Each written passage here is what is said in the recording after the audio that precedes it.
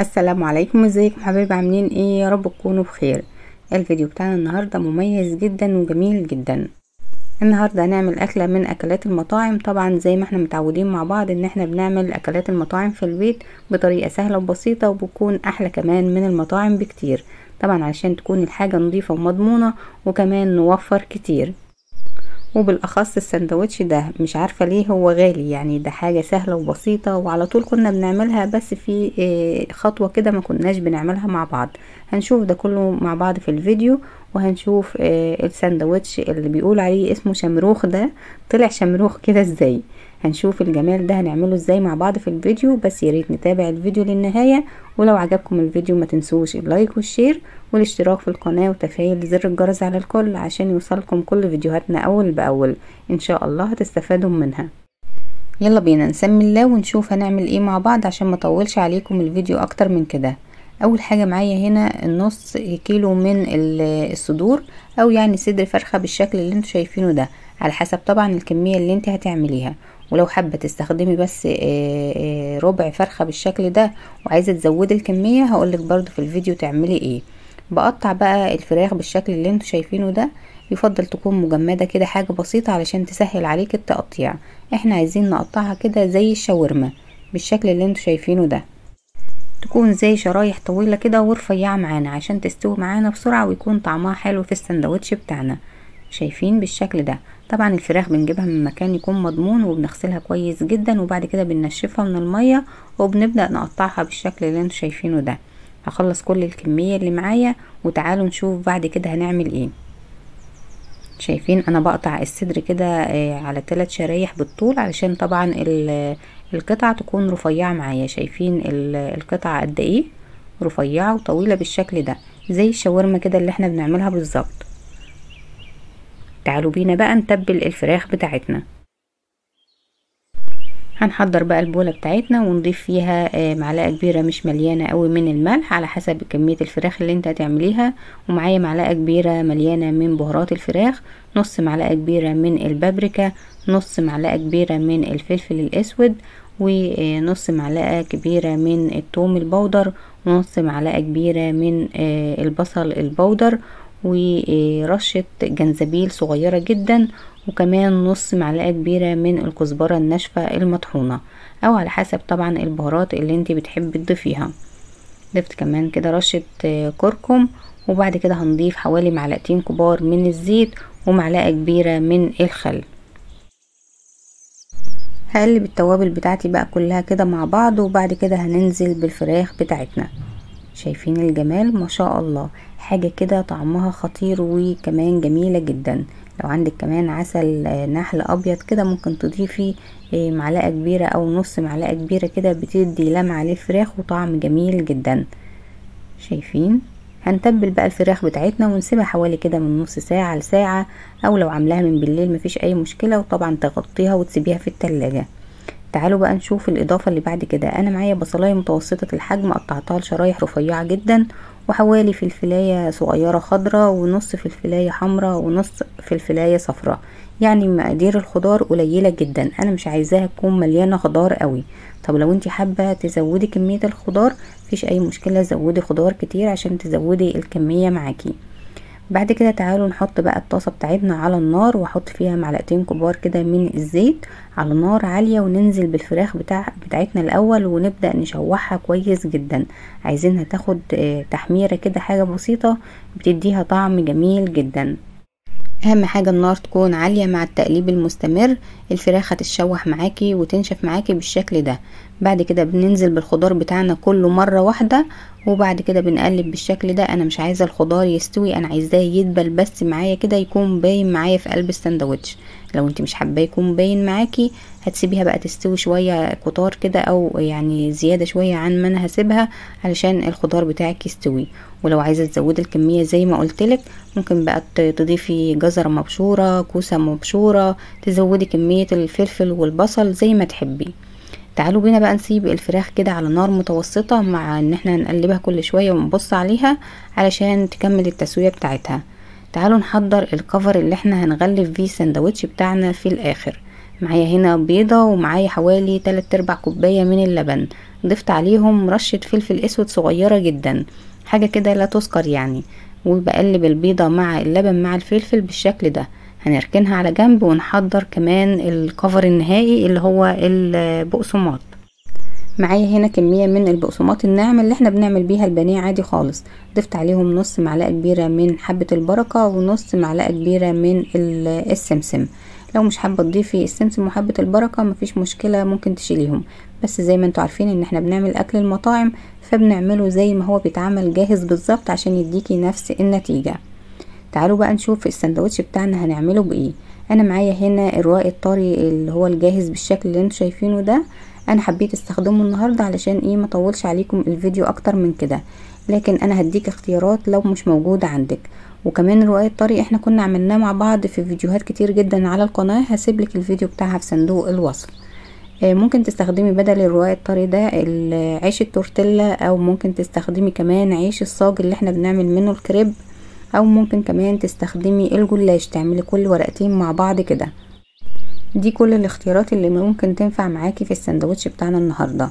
تعالوا بقى نشوف السندوتش بتاعنا هنقفله ازاي. انا باخد واحده كده من العيش السوري او الرقاق الطري عشان طبعا هي حجمها كبير، فانا تنتها كده نصين وهبدا الف السندوتش بتاعي. بحط بقى شويه كده من صوص التوميه وحمرت شويه من البطاطس، وبضيف بقى الفراخ اللي احنا جهزناها مع بعض وشوية من الجبنة الموتزاريلا او ميكس جبن كده، كان جبنة موتزاريلا على شيدر، وابدأ الف السندوتش بتاعي بالشكل اللي انتوا شايفينه ده. اهم حاجة نقفله كويس جدا من الجنبين. وتعالوا نعمل كمان واحد واوريكم بالظبط انا عملت ايه. بنتني العيش بالشكل ده، وبعد كده بحط معلقة كبيرة من صوص التومية، وهنعملها مع بعض في اخر الفيديو. طبعا احنا كنا عملناها كتير في فيديوهات قبل كده، فهسيبلك طريقتها في اخر الفيديو. بضيف بقى معلقة كبيرة كده من صوص التومية او اي صوصات تانية انتي حباها، او ممكن تضيفي كاتشب مايونيز زي ما تحبي. وبحط شوية من البطاطس المحمرة وشوية من الفراخ، وبضيف بقى ميكس الجبن اللي معايا، ولو مش موجودة عندك جبن مفيش اي مشكلة، ممكن تشيليها وتستغني عنها خالص. ببدأ بقى اقفل العيش بتاعي من الجنبين بالشكل ده، وبلف بقى السندوتش بالشكل اللي انتوا شايفينه ده. شايفين؟ اهم حاجة نلف الجنبين كويس جدا عشان السندوتش بتاعنا يتقفل كويس، مفيش اي حاجة تقع من الحشوة بتاعتنا. بعد ما خلصت بقى الكمية اللي انا عايزاها بالشكل اللي انتوا شايفينه ده، شايفين حجم السندوتش عامل ازاي؟ ما شاء الله جميل جدا. تعالوا بقى نشوف السندوتش بتاعنا هنغطيه ازاي، او هنعمل الكفر بتاعه في النهاية ازاي.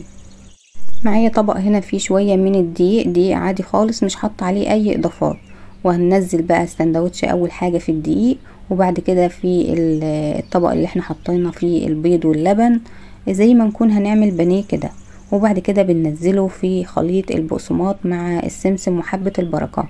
اول ما بتنزليه في البقسماط بيمسك عليه كمية حلوة كده من البقسماط بالشكل اللي انتوا شايفينه ده. شايفين الجمال؟ ما شاء الله. تعالوا نعمل كمان واحد. هحطه الاول في الدقيق، وبعد كده هنزله في خليط البيض واللبن بالشكل ده. وانتي بتلفيه كده حاولي ما تخلوش يفك منك او يهوي منك، ولو انتي مقفلاه كويس من الاول مش هيفك ولا هيهوي خالص.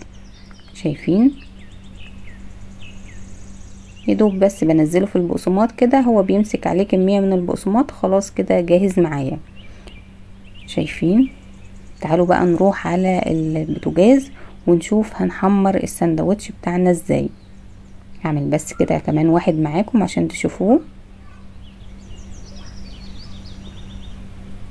شايفين بالشكل ده؟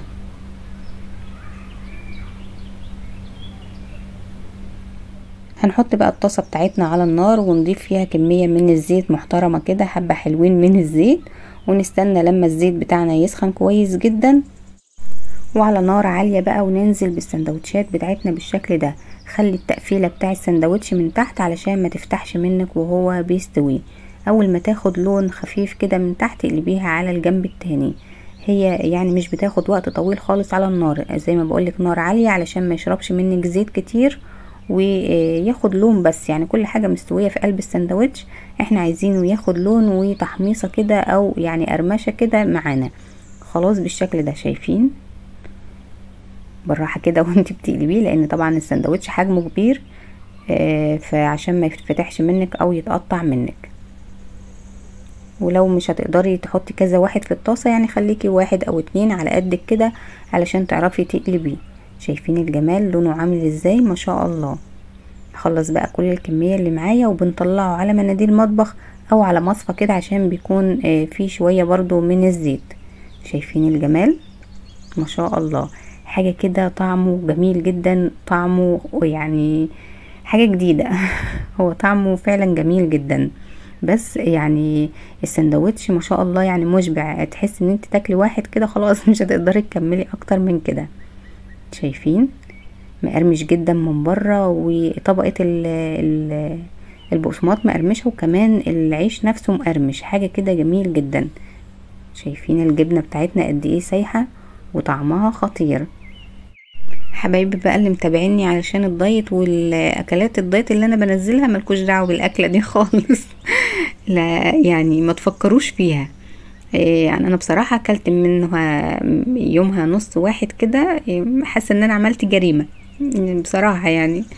فملناش دعوه بالاكله دي خالص، احنا عاملينها لولادنا، للولاد اللي بيحبوا اكلات المطاعم، بس حاجه نظيفه وفي البيت.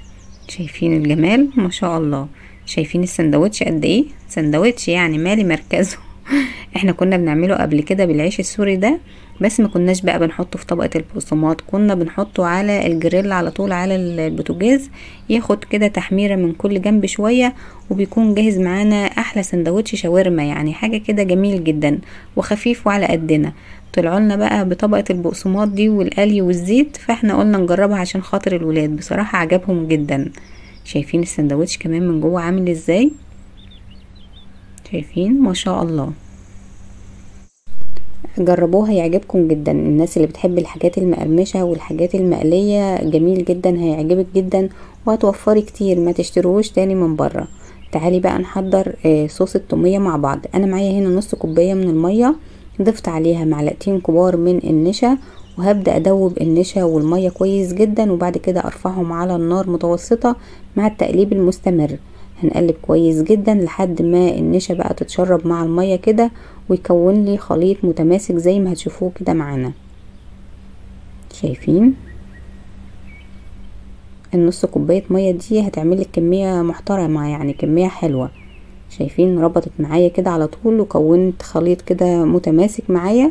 خلاص يعني بسيبها كده حوالي دقيقتين كمان، وببدأ اطفي النار كده، بتكون جاهزة معايا. بطفي النار وبسيبها تبرد تماما.